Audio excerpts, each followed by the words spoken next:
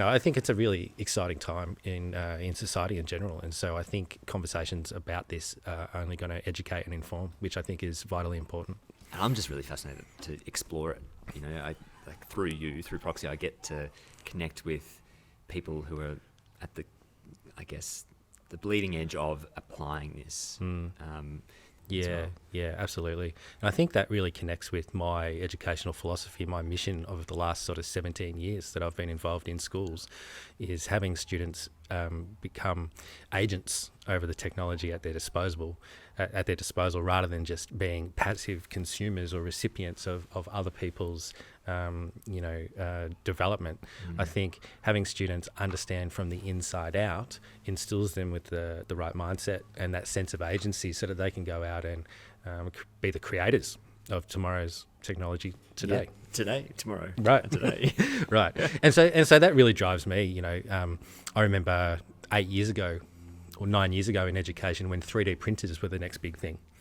And of course, every school was buying a 3D printer and you know, downloading a 3D model of a little Yoda head, and you know, everyone was printing out this Yoda head and thinking it was amazing. And we decided at the time in the school that I was in that we wanted to take that to the next level. So instead of using 3D printers, why not have students build their own? You know, from open source electronics kits, from 3D printed parts. That's where the deep learning takes place. You know, that's where the real amazing stuff happens. So, understanding how things are constructed, right? You know, to master it. I always regret the fact, but we can't have regret. But regret the lack of attention that I paid back in programming 101 back in the 90s kind of thing, like looking at the importance of the engineering aspects of our digital world, like being able to deconstruct at that level. Right. I spent many years as part of my undergraduate degree programming, coding, learning how to debug washing machines and all sorts of things. And it was a fascinating intellectual endeavour. But are we going to need coders or programmers in the future? You know, that's the big question, I think, that's being debated at the moment with some of these AI tools advancing at the rate that they're advancing. Yeah, the idea of that different level of programming. You've got the 10x programmer or the entry level one, but now it's just all compressed, and that entry level is just almost as capable. Right. What is and we'll go down a side path for a sec. Yeah. Because this is a really fascinating area that you've got experience in. But what's that thing that's going to differentiate the exceptional from the stock standard in the tomorrow's landscape of AI enabled, super intelligence enabled programming? It's a fascinating question. You know, if I had a crystal ball, it'd be fabulous to look into. I think what we're seeing in general is that there was this hesitance around AI. There was this reluctance, this oh yes, it's coming, but it won't be coming for 50 years or it won't be coming for 100 years. And I think what we're seeing through the exponential growth and development of these technologies is that things are happening at a much faster rate than we ever thought was possible.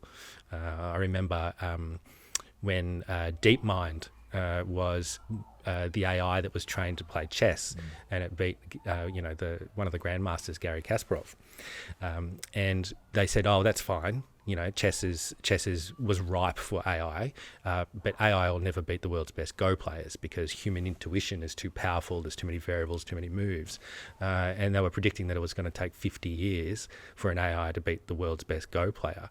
It happened within 2 years in 2017.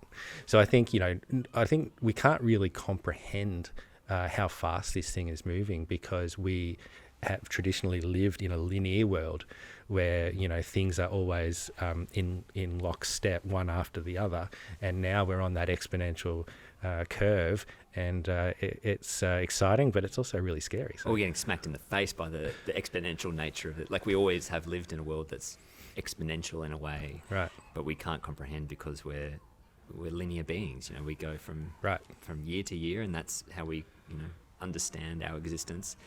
But even in that, as we get older, time moves quicker. We get there's a different sense of time. So ironically, like we've created this thing that is truly on on that curve, you know, and we're faced with our own redundancy in areas, like, you know, having to kind of come to grips with that existential question. Absolutely. It's challenging, and it's challenging for, I think, for everybody in every sector, in every industry, and for schools, including tertiary environments. I was talking to you just before about having just submitted my PhD, and at the time having to manually transcribe over 60 hours of audio because the technology didn't exist. Now, you wouldn't even think about doing that because it would just be done automatically for you. But it was the same thing around creating literature reviews, or, you know, reading 100 papers and trying to synthesize the main arguments and the main points from the body of knowledge of a particular discipline.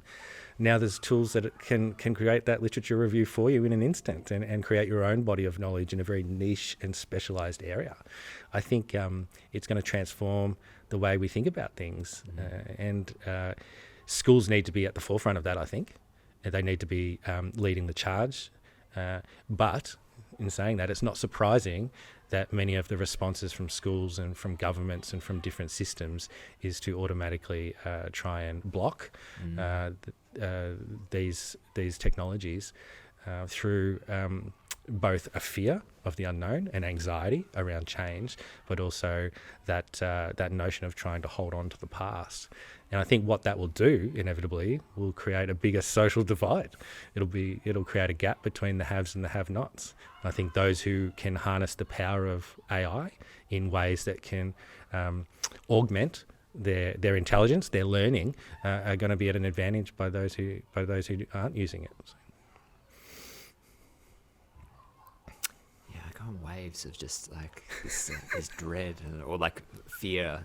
I mean, there's the FOMO of not missing the next best thing, and like, you know, not catching the wave. And we've gone through a number of those waves in the last, let's say, 20 years, 20 plus years from the .com boom and bust, through Web 1, Web 2, you know, and now I guess we're in our stage of our careers, where we've kind of built up a big foundation of study and experience, and now we're kind of applying it to our work, faced with this huge challenge of what, you know, how we're going to kind of take the next step together.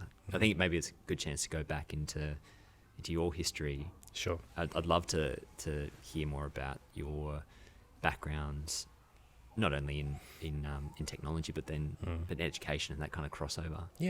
Yeah, I think so. I've been in education for 17 years. I've been a principal here at Westbourne for 2. Had a variety of leadership roles right from the beginning of my career. But prior to entering education, I actually did a degree in applied science and computing with a particular focus on cryptography, actually, but was really interested in technology at the time, and actually was doing some really interesting work around machine learning and neural networks, which I guess is the precursor to some of the tools that we're seeing explode onto the landscape right now. And I think that was really exciting to be engaged in something like that at that time. And I remember doing some interesting research, which was quite cutting edge, around having an EEG headset on your head, and it was wirelessly connected to a computer, and you were training the computer to move an object on the screen via your own thoughts. And so that was some of the real early work around brain-machine interfaces and machine learning. And as the machine got to know your thinking patterns and your thought processes, it became more sophisticated at interpreting those and being able to move the object in different ways on the screen.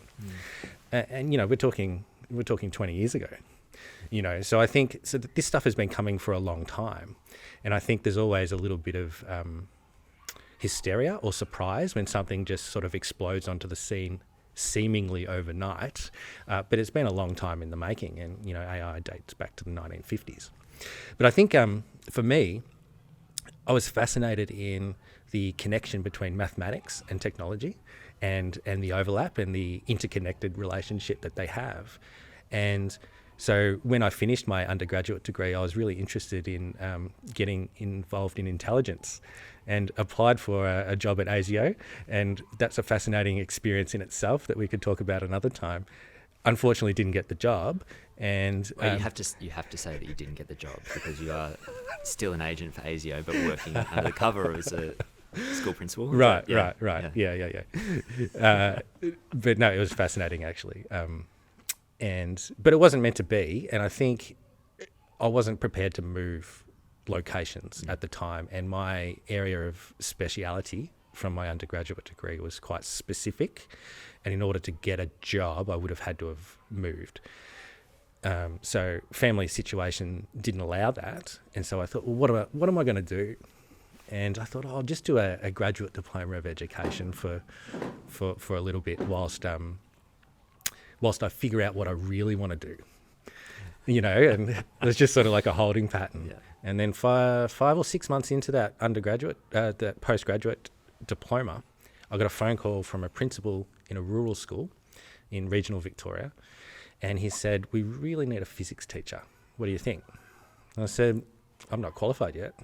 He said, don't worry about that.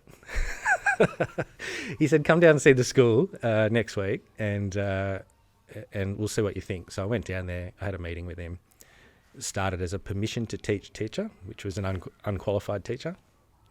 The rest is history. That was it. Yeah. And what was it from that first experience that kind of hooked you in? You know, was it I love working with young people. Still do. I think, I think I remember back to the best teachers that I had, and they were the ones that had an interest in you and wanted to go above and beyond to explain the development of theories from a historical perspective and to connect things that, were outside of the textbook and go off on tangents.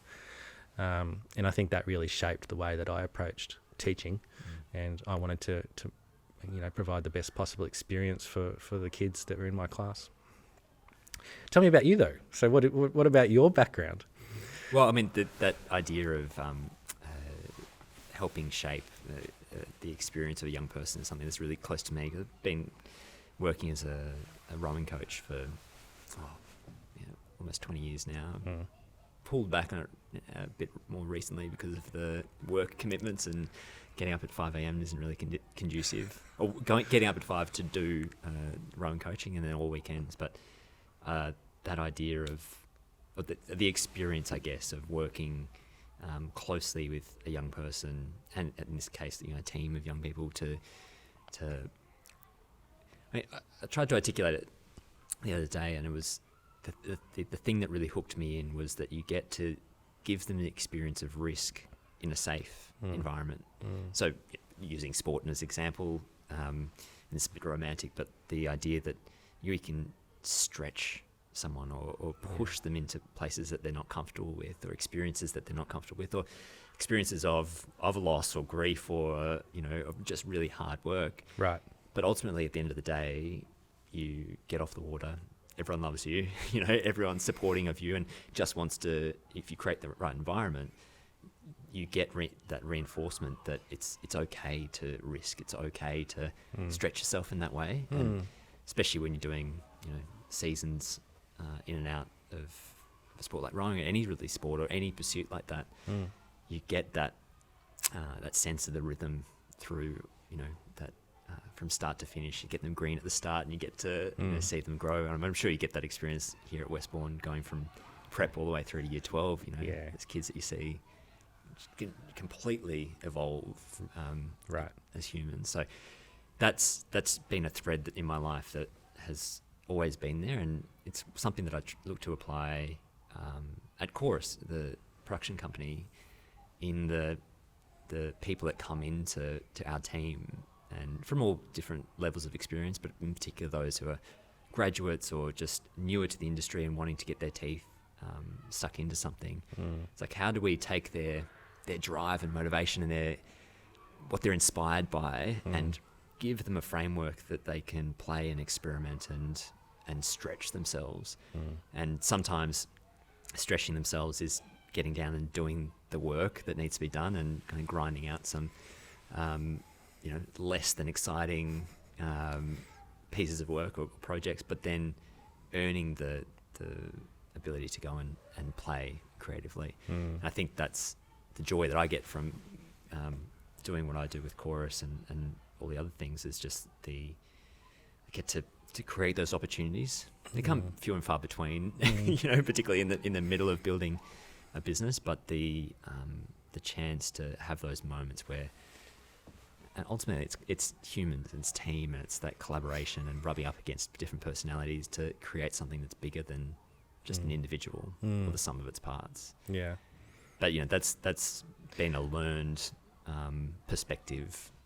A lot of my kind of traditional education at school was very academic and maths and sciences, and I always had this thread of drama that was in there. I do school plays and I do plays at uni, but I had to do the academic part first, Right. until it got too much. And I was studying law at UQ. I was a couple of years in, probably over 3 years in, and close to finishing, and decided to run away and join the circus of acting school down in Melbourne, much to my parents. Right.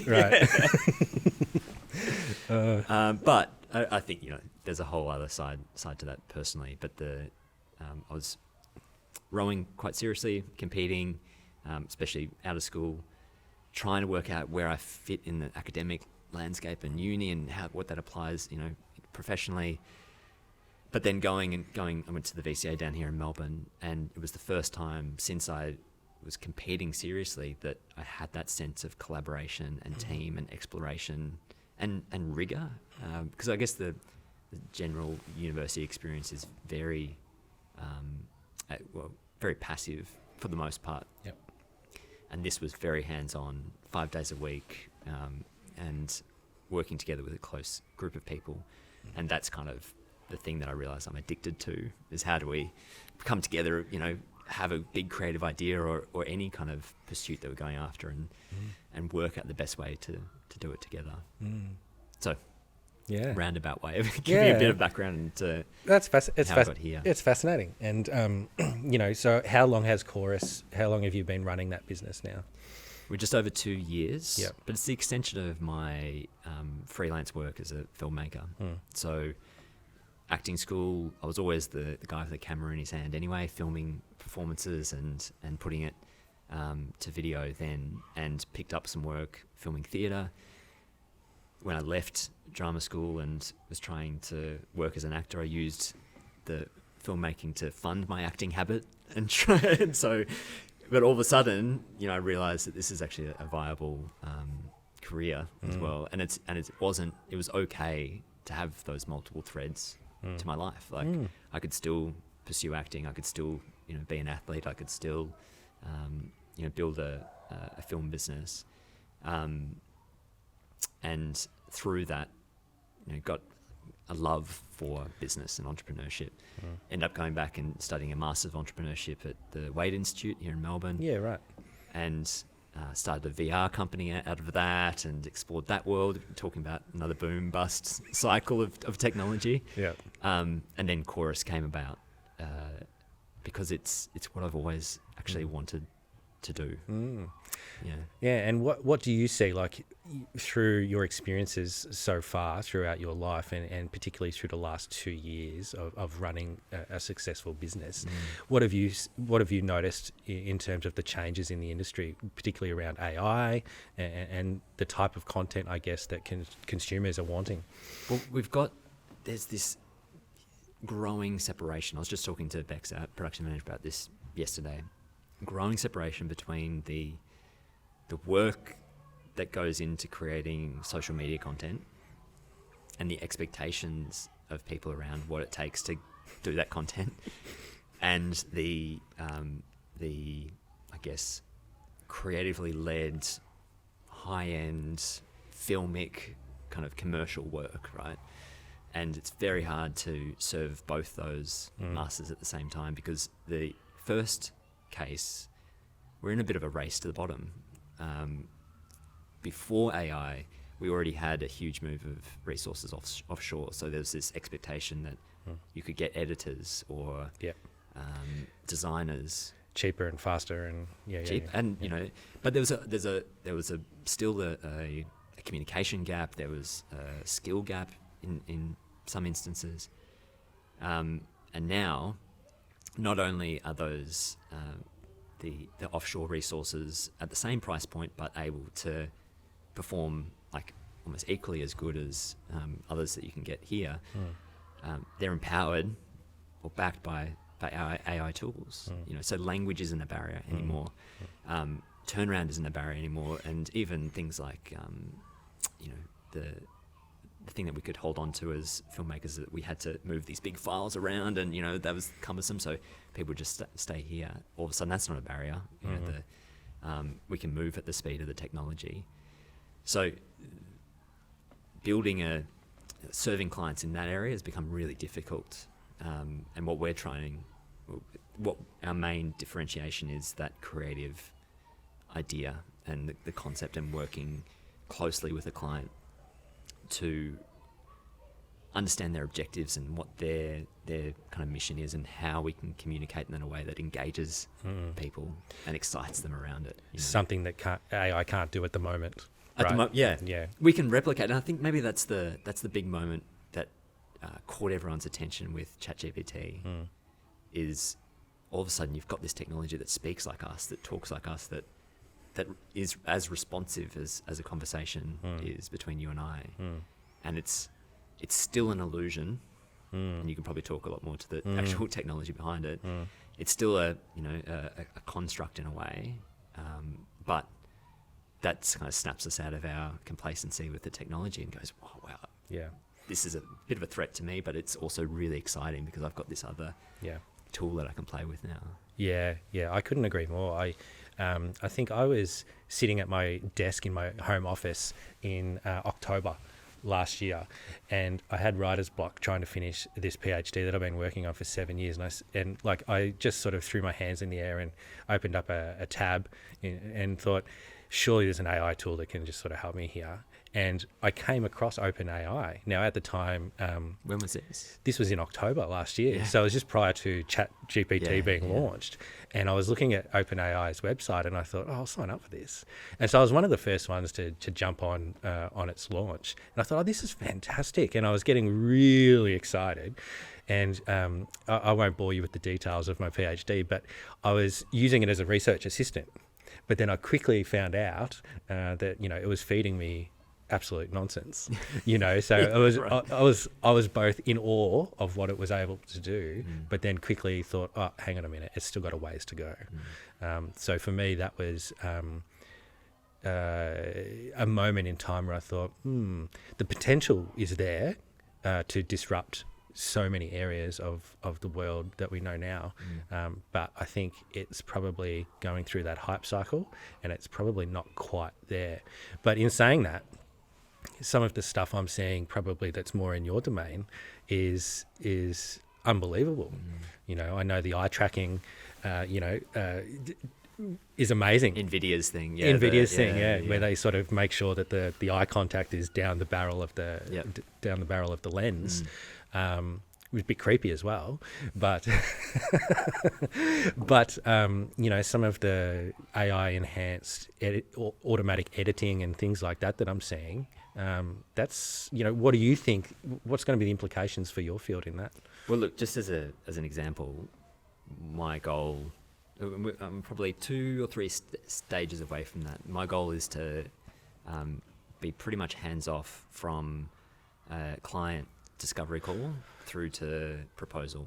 So from that conversation between us and a client, learning their needs, like figuring out their objectives, what their drivers are, and then what the idea of the work could be, having that conversation feed through the model and find its way into a proposal that we can turn around and discuss with the client. So at the moment, we've got the transcripts, and it's then manually put into ChatGPT into a framework of our proposals. It's like, we need to be doing this at this stage. These are the headings.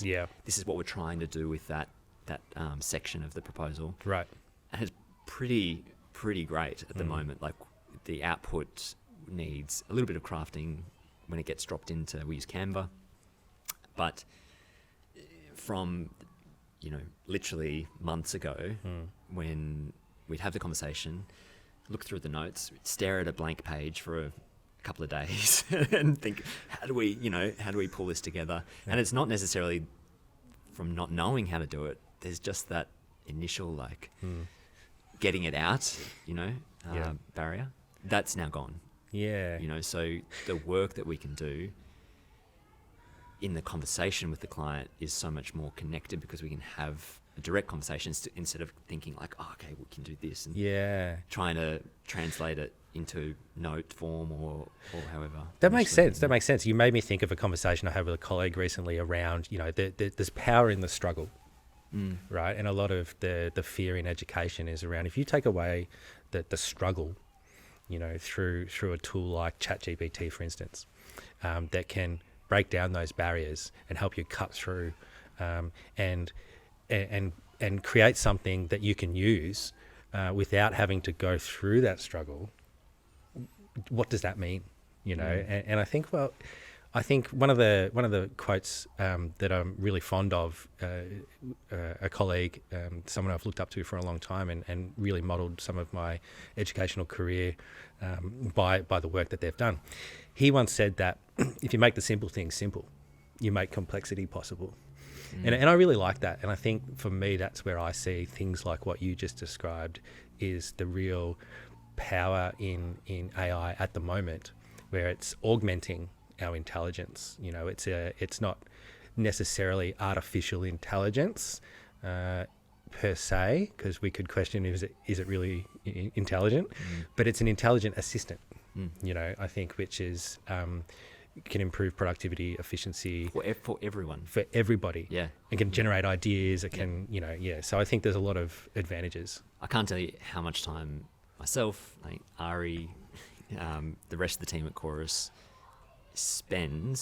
has spent, I could almost say now, but spends on the tasks to just pull together and communicate, like the concepts that we could go out and film tomorrow, or that's absolutely a necessary part of human interaction. It's like, how do you translate what's in your imagination into something that everyone can understand and follow, but the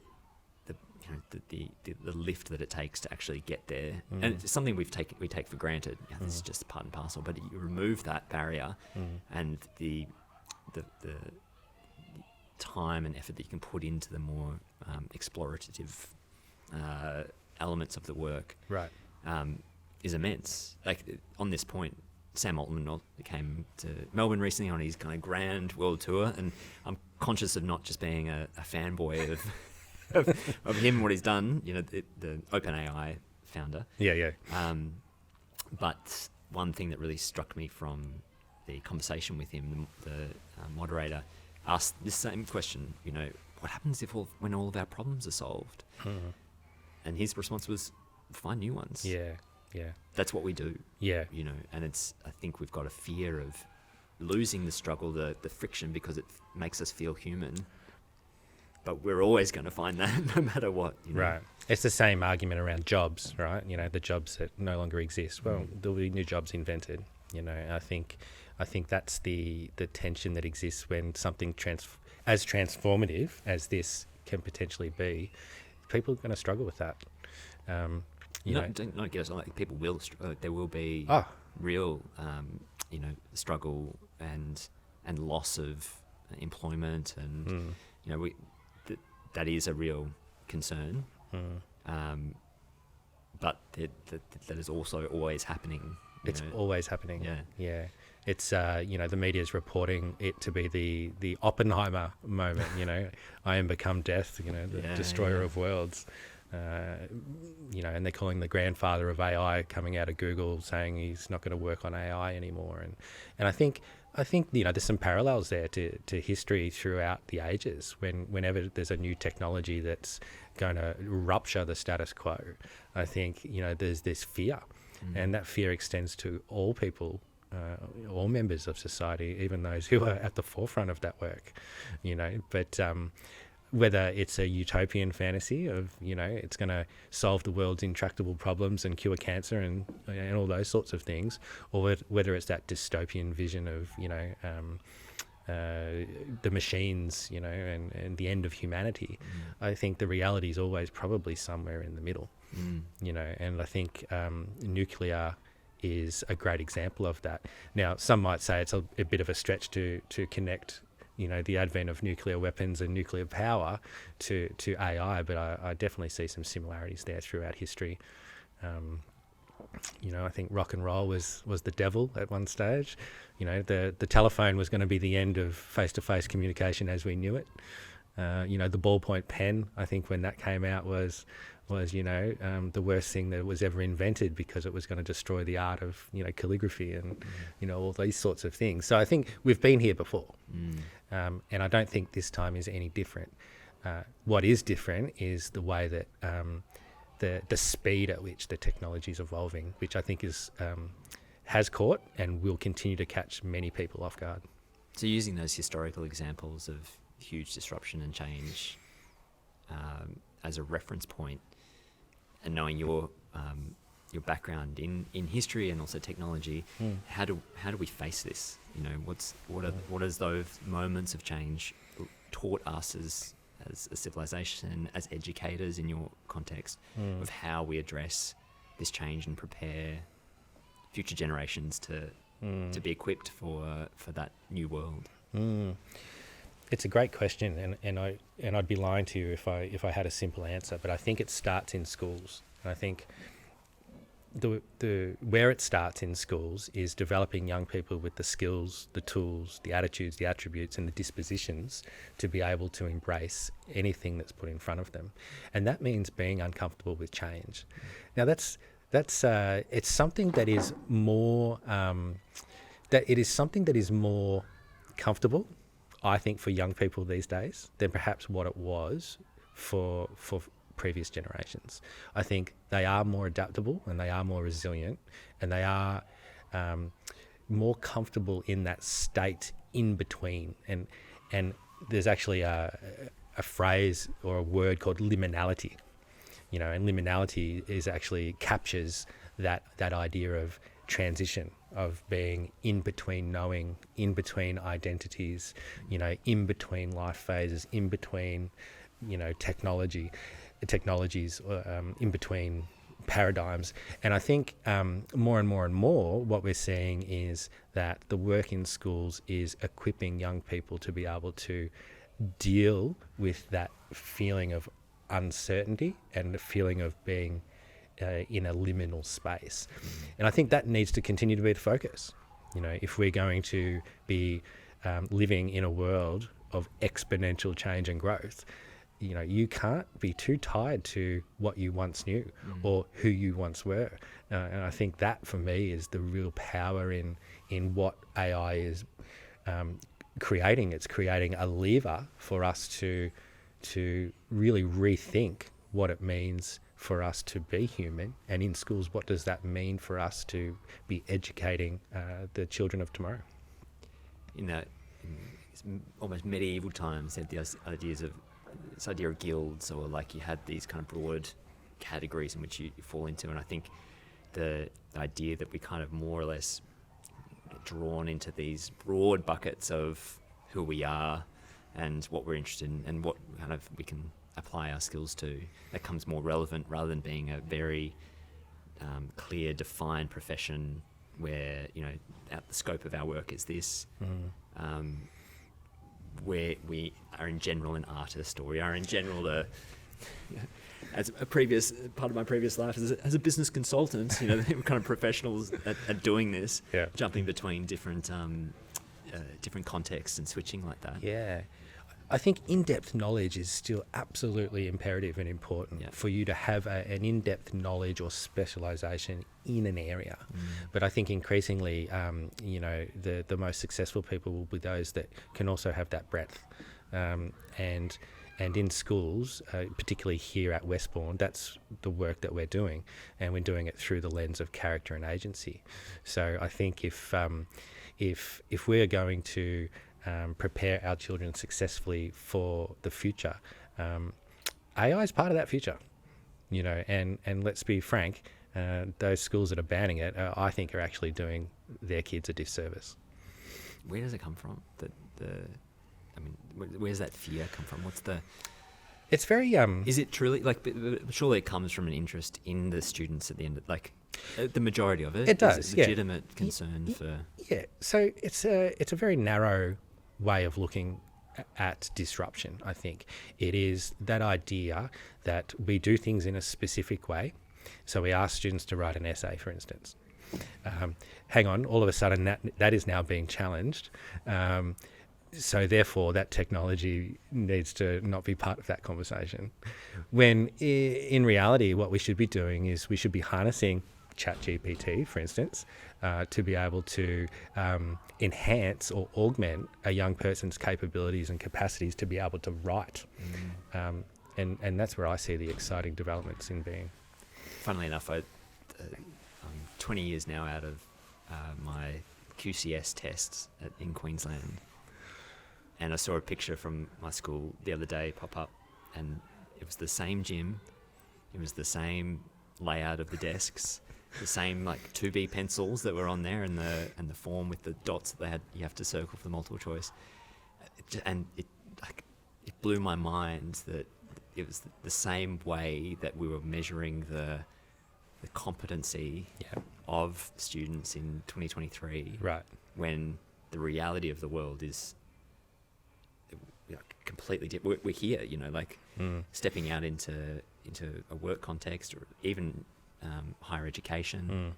That is, it's a different landscape than you can test on a piece of paper like that. Absolutely. The fears that I see in schools are about resistance to change. And it sounds really obvious, but I think it's about holding on to ways of doing, knowing and being that have been entrenched in the education systems for hundreds of years. And I think the anxiety around change typically comes from a fear of the unknown. And so some of the work we've been doing here at the school is about sitting beside our teachers, sitting beside our parents, and actually educating them about how these tools can be used for good. And there's so many different examples about how they're being used in our school and in other schools around the world. So here we're looking at ways to reduce teacher workload, which is systematic and endemic at the moment around teachers. All teachers think that they're time poor. And to be fair, a lot of it stems from their assessment and reporting practices. So if we can make the assessment and reporting aspects of their work more streamlined, more efficient, more automated, well, then that frees them up to spend more quality time engaged in developing curriculum or engaging in some really quality teaching and learning with our young people here at the school. And that's just one small example. For students, it's about how do we augment their critical thinking, their creative potential, and use different AI tools to enhance their understanding of the world, but to enable them to write better, to think better, to be able to engage in artistic endeavours better. And for us, that's the real power and the real draw card of using AI in a K-12 environment. And is it the application of AI from a teacher point of view around let's call it the feedback stage of the learning process? I'm assuming that the value, if you were to look at the impact that a teacher has in the learning journey of a young person, I guess primary or the number one point of value would be the teaching aspect, and then closely followed by that feedback loop that gets attached to that. Is the way that we've been giving feedback through assessment and reporting and everything just a way to do it at scale, and does bring a LLM or an AI model to that challenge of doing it repeatedly across a whole campus? Does that allow teachers to engage in that feedback stage of the learning process in a more imaginative, impactful way? Yeah, there's so many different responses to that question, and I think I'll start with the fact that the way that most schools currently do assessment is a product of a bygone era. It's summative assessment, we call it, which is assessment at the end of a particular assignment or task, and typically that would be a mark against a rubric with potentially some written comments from a teacher. Then what happens, because of the structure of schools, is the student will look at it and file it somewhere, and the teacher will move on to the next topic. So there's no real feedback for learning taking place. It's more an assessment. So I think if we can enhance the ability of teachers to provide feedback in real time, and then provide the space and the structure for students to act and respond to that feedback, deeper learning is going to result. So it's just fundamentally changing the notion of what assessment is and who assessment is for, and why do we do it. Fundamentally, it's because we want to enhance student learning. So we've got to give them a chance to respond to that feedback. So through tools like AI, we can actually provide a mechanism for that, which is really challenging for some.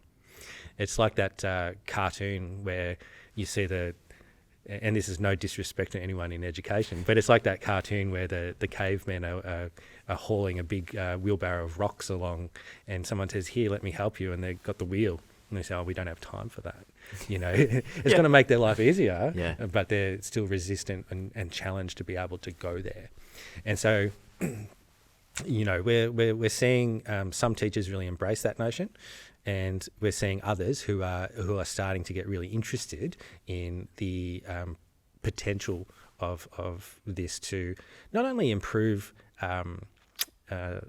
learning, but to create some really great efficiencies in their practice. To allow for more time to be put into the more important things. Right. Yeah. Right. Yeah. That concept of not having time to integrate a new tool is something that we live with every day in what we do, because we're constantly wanting to turn work around and to serve clients and deliver projects, and so to stop and reimagine what the process could be is a really difficult task. It's like we need to completely step away from things and have a moment of reflection and renewal to come back to it with that fresh lens and fresh possibilities. Agreed. And you would have seen in the media Harvard University using chatbot tutors for their programming and coding classes.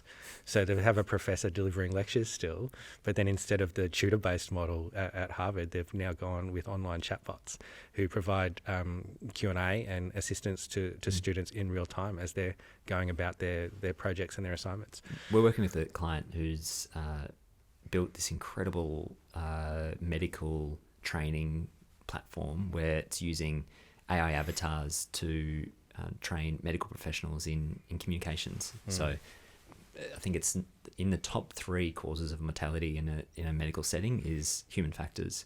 And the biggest part of that is the communication breakdown that happens in either stressful circumstances or, high tension circumstances. So they've created a platform that allows a sense of diversity, a sense of complexity, and neutrality as well in that learning environment, whereas the traditional solution in that context is having actors come in and play a patient or play another doctor, and you had to do this role play kind of thing.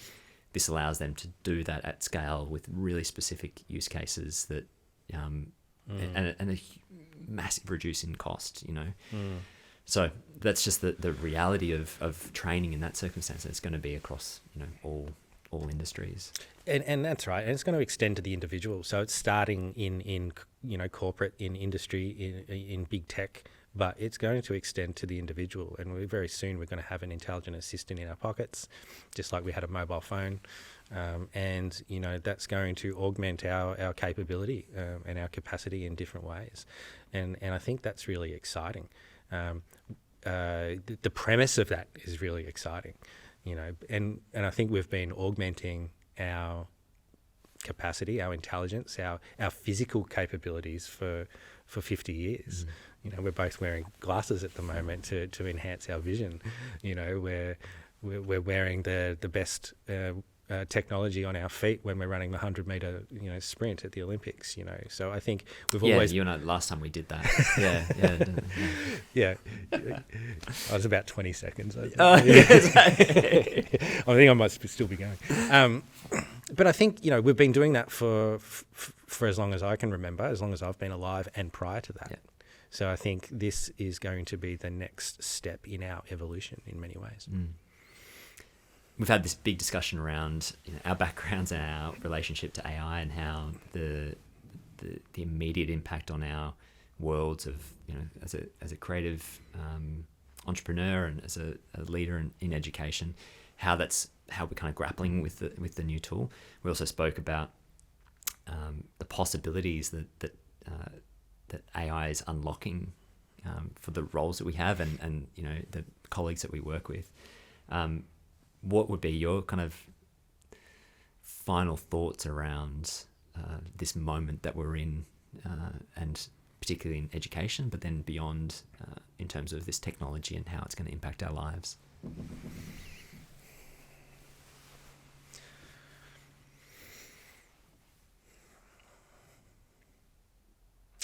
It's going to fundamentally change the way we live, the way we work, and the way we connect with each other. It's I think this paradigm shift, we're only at the tip of the iceberg, and I think the advancements and the developments in this space over the next 10 to 20 years is really going to change things up. And I think in order for us to ride that wave, to be at the forefront of that change, we need to start in schools. We need to be teaching students how to have agency over the technologies at their disposal.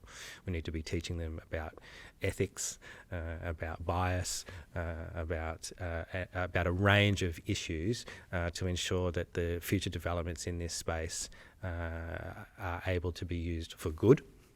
And of course, then let's just not put our heads in the sand and move forward with this work. Yeah, I don't know. You're gonna have to cut that bit. Yeah, no, totally. That was good.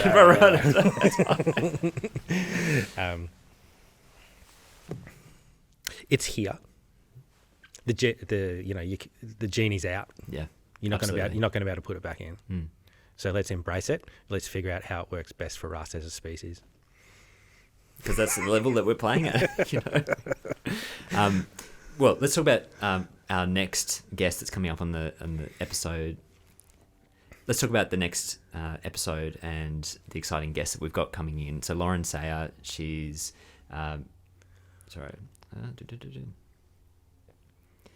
Let's talk about the next episode and the guest that we've got coming in. Lauren Sayer is the Director of Curriculum at the Victorian Curriculum and Assessment Authority. I had to get that right. I'm obviously not that familiar with it, but I'm sure you are. What's exciting about having Lauren on board? Yeah, so Lauren's relatively new in the role of Director of Curriculum at VCAR, as we call it in education circles. And it's a really exciting time for Victorian education to have someone of Lauren's calibre, who has had an extensive career in education, but has also bridged alternative education in terms of Director of Teaching and Learning at the Royal Children's Hospital, for instance, but also having a really, really strong technology background. And Lauren's been one of the leading voices in AI in education over the past 6 months, and so I think it's going to be exciting to have her as a guest on the podcast and to really get into her thoughts about where this is taking us. Yeah, I'm excited. Thanks for the chat. Looking forward to exploring this wild world with you over the course of these 8 episodes that we're doing. I'm sure we're going to have some great conversations and meet some people who are doing some really important and interesting things. Absolutely. Likewise, Cade. Really enjoyed it. See you next time.